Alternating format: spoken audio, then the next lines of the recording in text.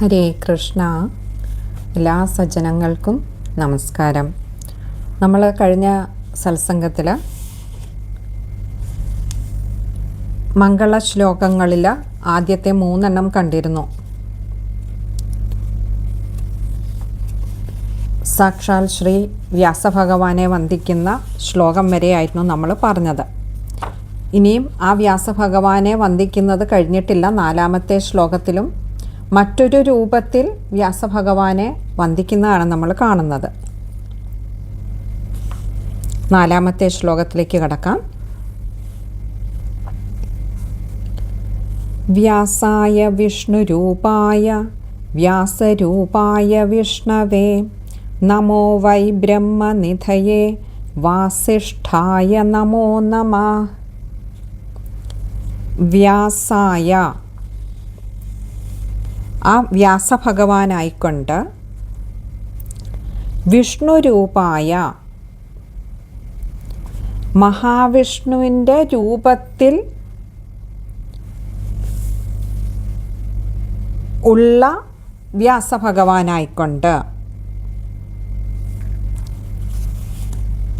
നമ്മൾ വ്യാസഭഗവാനെക്കുറിച്ച് പറയുമ്പോൾ സാക്ഷാൽ ശ്രീ മഹാവിഷ്ണു ഭഗവാന്റെ അംശാവതാരമായിട്ട് പറയാറുണ്ട് വ്യാസഭഗവാനെ.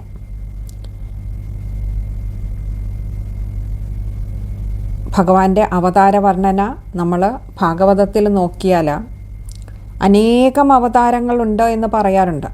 അവതാരോ ഹ്യസംഖ്യേയ എന്നാണ് ഭാഗവതത്തിൽ പറയുന്നത്. അതിൽ ഭഗവാന്റെ അംശാവതാരങ്ങളെക്കുറിച്ച് പറയുമ്പോൾ അവിടെ വ്യാസഭഗവാൻ ഭഗവാന്റെ അംശാവതാരമായിട്ടാണ് പറയുന്നത്. ഇവിടെ അതുകൊണ്ടാണ് പറഞ്ഞത് മഹാവിഷ്ണുവിൻ്റെ രൂപത്തിലുള്ള വ്യാസനായിക്കൊണ്ടും വ്യാസരൂപായ വിഷ്ണവേ, വ്യാസരൂപത്തിലുള്ള വിഷ്ണുവിനായിക്കൊണ്ടും. അപ്പോൾ രണ്ടും തമ്മിൽ ഭേദമില്ല എന്ന് പറയാതെ പറയുകയാണ്. വ്യാസഭഗവാനായി കാണപ്പെടുന്നതും സാക്ഷാൽ മഹാവിഷ്ണു ഭഗവാൻ തന്നെയാണ്. വ്യാസഭഗവാൻ എന്നത് മഹാവിഷ്ണുവിൽ നിന്നും ഭിന്നനല്ല. മഹാവിഷ്ണു രൂപത്തിൽ കുടികൊള്ളുന്ന വ്യാസഭഗവാനും വ്യാസരൂപത്തിൽ വന്നിട്ടുള്ളതായിട്ടുള്ള സാക്ഷാൽ മഹാവിഷ്ണുവിനായിക്കൊണ്ടും നമോ വൈ ബ്രഹ്മനിധയേ. നമോ വൈ എന്ന് പറഞ്ഞാൽ വീണ്ടും വീണ്ടും ഞാൻ നമസ്കരിക്കുന്നു.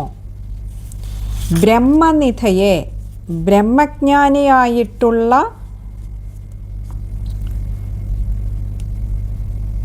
ആ വേദവ്യാസ ഭഗവാനെ,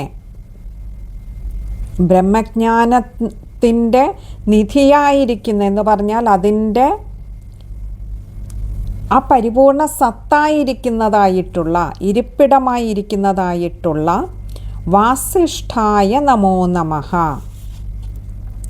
വാസിഷ്ഠായ, വസിഷ്ഠകുലജാതനായിട്ടുള്ള, നമ്മൾ പറഞ്ഞിരുന്നു വസിഷ്ഠ മഹർഷിയുടെ പൗത്രൻ്റെ പുത്രനാണ് വ്യാസഭഗവാനെന്ന്. അപ്പോൾ വസിഷ്ഠ മഹർഷിയുടെ കുലത്തിൽ പിറന്നവനുമായിട്ടുള്ള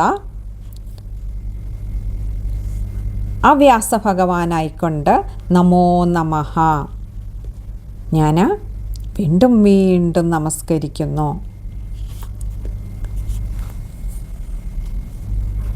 അപ്പോൾ മഹാവിഷ്ണുവിൻ്റെ രൂപത്തിൽ വ്യാസനായിട്ടും വ്യാസരൂപത്തിൽ മഹാവിഷ്ണുവായിട്ടും വസിഷ്ഠ മഹർഷിയുടെ വംശത്തിൽ പിറന്നവനുമായിട്ടുള്ള ബ്രഹ്മജ്ഞാനത്തിൻ്റെ നിധിയുമായിരിക്കുന്ന ആ സാക്ഷാൽ വേദവ്യാസ ഭഗവാനായിക്കൊണ്ട് ഞാൻ വീണ്ടും വീണ്ടും നമസ്കരിക്കുന്നു.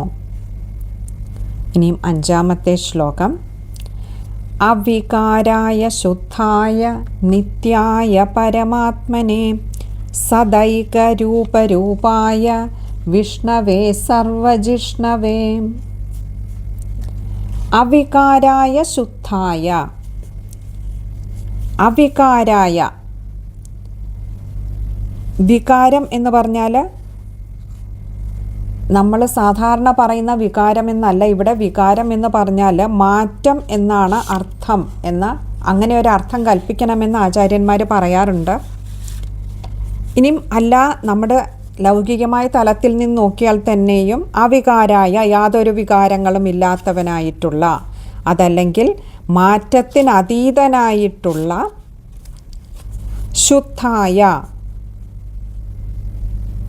യാതൊരു കലർപ്പുമില്ലാത്തതായിട്ടുള്ള പരിശുദ്ധമായിട്ടുള്ള നിത്യായ, നിത്യനായിട്ടുള്ള, എന്നും നിലനിൽക്കുന്നതായിട്ടുള്ള, അല്പം പോലും മാലിന്യം കലർന്നിട്ടില്ലാത്തതായ, എന്നും നിലനിൽക്കുന്നതായിട്ടുള്ള, മാറ്റത്തിനതീതനായിട്ടുള്ള പരമാത്മനെ, പരമാത്മസ്വരൂപിയും സദൈകരൂപരൂപായ, സദാ ഏകരൂപരൂപായ, സദാ എന്ന് പറഞ്ഞാൽ എപ്പോഴും, ഏകരൂപം ഒരേ രൂപത്തിൽ, രൂപായ നിലകൊള്ളുന്നതായിട്ടുള്ള, ഒരേ രൂപത്തിൽ നിലകൊള്ളുന്നതായിട്ടുള്ള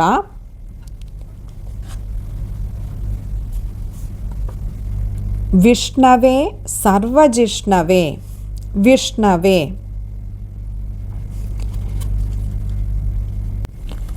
വിഷ്ണുവിനായിക്കൊണ്ട്, സർവജിഷ്ണവേ സർവ്വതിനെയും ജയിക്കുന്നവനായിട്ടുള്ള വിഷ്ണുവിനായിക്കൊണ്ട്. ഇവിടെ ആ സാക്ഷാൽ മഹാവിഷ്ണു ഭഗവാന്റെ വർണ്ണനയാണ്, അല്ലെങ്കിൽ വിശേഷണങ്ങളാണ് ഈ പറഞ്ഞതൊക്കെ. അവികാരായ, ശുദ്ധായ, നിത്യായ പരമാത്മനെ, അതായത് മാറ്റങ്ങൾക്ക് അതീതനായിട്ടുള്ളവനെ. നമുക്കറിയാം ഭഗവാൻ ഈ കാലസ്വരൂപനാണ്. അതുകൊണ്ട് തന്നെ കാലചക്രത്തിൽ ഭഗവാൻ പെടുന്നതേയില്ല. ഭഗവാന്റെ നിയന്ത്രണത്തിലാണ് കാലം പോലും. അപ്പോൾ കാലചക്രത്തിൽ പെടുന്നതിന് മാത്രമേ മാറ്റം ഉണ്ടാകുന്നുള്ളൂ. കാലത്തിന് അതീതനായിട്ടുള്ള ഭഗവാൻ അതുകൊണ്ട് തന്നെ മാറ്റത്തിന് അതീതനാണ്. ഇവിടെ അതുകൊണ്ടാണ് പറഞ്ഞത് യാതൊരു മാറ്റവും ഇല്ലാത്തതും, എന്നും മാറ്റമില്ലാതെ നിലനിൽക്കുന്നതും, നിത്യനായിട്ടുള്ള, എന്നും നിലനിൽക്കുന്നതായിട്ടുള്ള, അതേപോലെ ശുദ്ധമായിട്ടുള്ള, അല്പം പോലും മാലിന്യം കലർന്നിട്ടില്ലാത്തതായിട്ടുള്ള ശുദ്ധ സത്വസ്വരൂപമായിട്ടുള്ള ആ പരമാത്മസ്വരൂപിയായിട്ടുള്ള, സദാ ഒരേ രൂപത്തിൽ കാണപ്പെടുന്നതായ. അങ്ങനെ പറയുവാൻ കാരണം എപ്പോഴും മാറ്റമില്ലാതെ നിലനിൽക്കുന്നതായിട്ടുള്ള, എല്ലാത്തിനെയും ജയിക്കുന്നവനായിട്ടുള്ള വിഷ്ണുവിനായിക്കൊണ്ട്. കഴിഞ്ഞില്ല, ആ ശ്ലോകത്തിൻ്റെ അർത്ഥം അവിടെ പരിപൂർണമാകുന്നില്ല. അടുത്ത ശ്ലോകത്തിലേക്ക് കടക്കാം. യസ്യ സ്മരണമാത്രേണ ജന്മ സംസാരബന്ധനാത് വിമുച്യതേ നമസ്തസ്മൈ വിഷ്ണവേ പ്രഭവിഷ്ണവേ. യസ്യ സ്മരണമാത്രേണ, യസ്യ യാതൊരാൾക്ക്, സ്മരണമാത്രേണ സ്മരിക്കുന്ന മാത്രയിൽ തന്നെ, ആ നിമിഷം തന്നെ, അല്ലെങ്കിൽ യാതൊരാളിൻ്റെ സ്മരണ ഒന്നുകൊണ്ട് മാത്രം, ജന്മസംസാര ബന്ധനാത് ഈ ജന്മസംസാരമാകുന്ന ബന്ധങ്ങളിൽ നിന്ന്, വിമുച്യതേ മുക്തി ലഭിക്കുന്നുവോ, അങ്ങനെയുള്ള ആ നമസ്തസ്മൈ വിഷ്ണവേ, വിഷ്ണവേ അങ്ങനെയുള്ള വിഷ്ണുവിനായിക്കൊണ്ട്, സാക്ഷാൽ മഹാവിഷ്ണു ഭഗവാനായിക്കൊണ്ട്, നമസ്തസ്മൈ എൻ്റെ നമസ്കാരം, പ്രഭവിഷ്ണവേ പ്രഭുവായിരിക്കുന്നവനായ മഹാവിഷ്ണുവിനായിക്കൊണ്ട്. അതായത് ഈ പറഞ്ഞ ഗുണങ്ങളോടെല്ലാം കൂടിയതും, തന്നെയുമല്ല യാതൊരാളിൻ്റെ സ്മരണ ഒന്നുകൊണ്ട് മാത്രം തന്നെ ഈ ജന്മസംസാര ബന്ധങ്ങളിൽ നിന്നെല്ലാം മുക്തി നേടാനാവുമോ, അങ്ങനെയുള്ള ആ പ്രഭുവായിരിക്കുന്നവനായ, അങ്ങനെയുള്ളവനും പ്രഭുവുമായിരിക്കുന്നവനായിട്ടുള്ള സാക്ഷാൽ മഹാവിഷ്ണുവിനായിക്കൊണ്ട് നമസ്കാരം. ഇനിയും അടുത്ത ഒരു ശ്ലോകവും കൂടി ഈയൊരു വന്ദന ശ്ലോകങ്ങളിൽ പെടുന്നുണ്ട്, അതും കൂടി നമുക്ക് നോക്കാം. നമഃ സമസ്തഭൂതാനാമാദിഭൂതായ ഭൂഭൃതേ അനേകരൂപരൂപായ വിഷ്ണവേ പ്രഭവിഷ്ണവേ. നമഃ സമസ്തഭൂതാനാമാദിഭൂതായ, നമഃ സമസ്തഭൂതാനാം ആദിഭൂതായ, 3 വാക്കുകളാണ്. നമഃ എന്ന് പറഞ്ഞാൽ നമസ്കരിക്കുന്നു. സമസ്തഭൂതാനാം എല്ലാ ഭൂതങ്ങൾക്കും, ആദിഭൂതായ അതിനുമൊക്കെ മുൻപേ ഭൂതമായിട്ടുള്ള, അല്ലെങ്കിൽ മുൻപേ ഉണ്ടായിരുന്നതായിട്ടുള്ള, എല്ലാ സൃഷ്ടികൾക്കും മുൻപേ ഉണ്ടായിരുന്നതായിട്ടുള്ള ഭൂഭൃതേ ഈ ലോകത്തെ മുഴുവൻ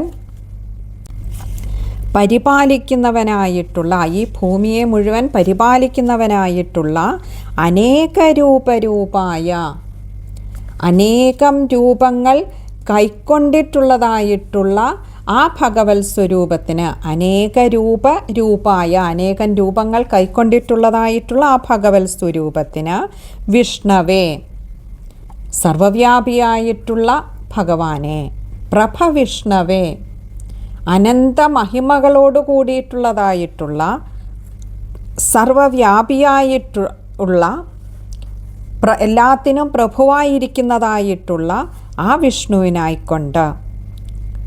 അപ്പോൾ എല്ലാ ചരാചരങ്ങളും സൃഷ്ടിക്കപ്പെടുന്നതിനു മുൻപേയുള്ളതാണ് ഭഗവാൻ എന്ന സത്യം. അത് കാലത്തിനതീതമാണ്. കാലം എത്ര കഴിഞ്ഞാലും അതിന് മാറ്റം സംഭവിക്കുന്നില്ല. എന്നാൽ സൃഷ്ടിക്കപ്പെട്ട എല്ലാ ചരാചരങ്ങൾക്കും കാലത്തിനനുസൃതമായി അവരുടെ ഓരോ കർമ്മമേഖലയിലും മാറ്റങ്ങൾ വരുന്നുണ്ട്. ജനിക്കുന്ന നാളിലുള്ള ഒരു ശരീരത്തിൻ്റെയോ മനസ്സിൻ്റെയോ അവസ്ഥയല്ല ഓരോ നാൾ കഴിയുന്തോറും, ഓരോ വർഷം കഴിയുന്തോറും അത് തന്നെ മാറി മാറി മാറി മാറി വന്ന ഒടുവിൽ കാലചക്രത്തിൻ്റെ പ്രഹരത്തിനുള്ളിൽപ്പെട്ട് സൃഷ്ടിക്കപ്പെട്ട ഓരോന്നും ചരിത്രമായി മാറുന്നു. എത്രയോ പേര് ഈ ഭൂമിയിൽ ഇത്രയും ലക്ഷോപലക്ഷം വർഷങ്ങൾക്കുള്ളിൽ ഈ കലിയുഗത്തിൽ എത്തി നിൽക്കുമ്പോൾ, കലിയുഗം ഇപ്പോൾ ഏകദേശം 5000 വർഷം പിന്നിടുമ്പോൾ ഇതിനു മുൻപ് എത്രയോ ജന്മങ്ങളുണ്ടായിരിക്കുന്നു. അവയൊക്കെ ഈ കാലചക്രത്തിനുള്ളിൽ പോയി മറഞ്ഞിരിക്കുന്നു. അവരൊക്കെ ഇന്ന് ചരിത്രം മാത്രമാണ്. അങ്ങനെയുള്ളവരുണ്ടായിരുന്നു എന്നേ പറയുവാൻ കഴിയുന്നുള്ളൂ. എന്നാൽ അന്നും ഇന്നും എന്നും കാലത്തിനതീതമായി എന്നുമുള്ളതും ഈ കാലം ഗണിക്കപ്പെടുന്നതിനു മുൻപേയുള്ളതും കാലം അതിനൊരു അവസാനം വന്നാൽ അതിന് ശേഷമുള്ളതുമായിട്ടുള്ള ഒന്നേയുള്ളൂ കാലത്തിനതീതനായിട്ടുള്ള ആ ഭഗവാൻ, ആ മഹാവിഷ്ണു ഭഗവാനായിക്കൊണ്ട് സർവ്വതിൻ്റെയും പ്രഭുവായിരിക്കുന്ന, എല്ലാത്തിനെയും ജയിക്കുന്നവനായിട്ടുള്ള ആ ഭഗവാനായിക്കൊണ്ട്. അതുകൊണ്ടാണ് അവിടെ നിത്യൻ എന്നൊരു വാക്ക് ഉപയോഗിച്ചത്.